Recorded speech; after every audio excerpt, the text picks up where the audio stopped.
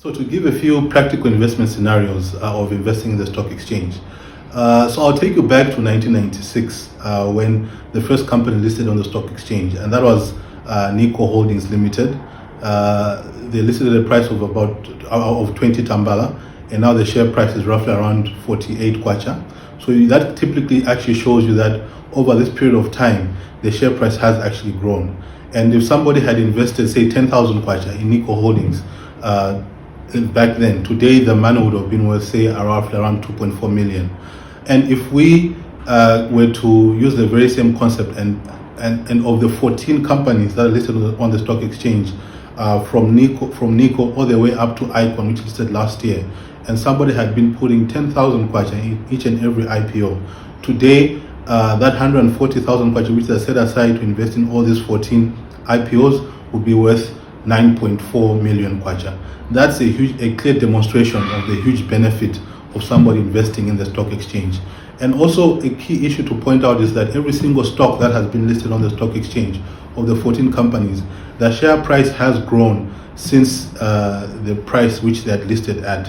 which actually shows you that if a company is performing well, it's doing greatly, the share price is expected to grow with time. And maybe just to also put in further scenarios to say that if you were not just investing in all the counters and you had picked like the top 7 top performers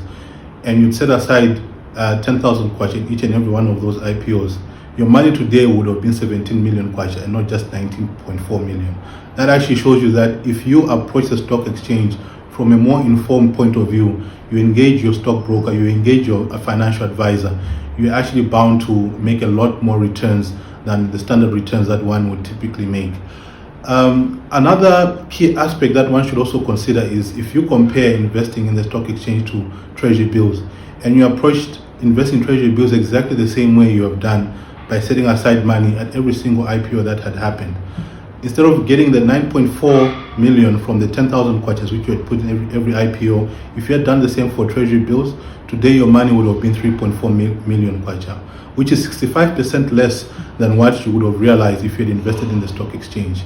And in addition to that,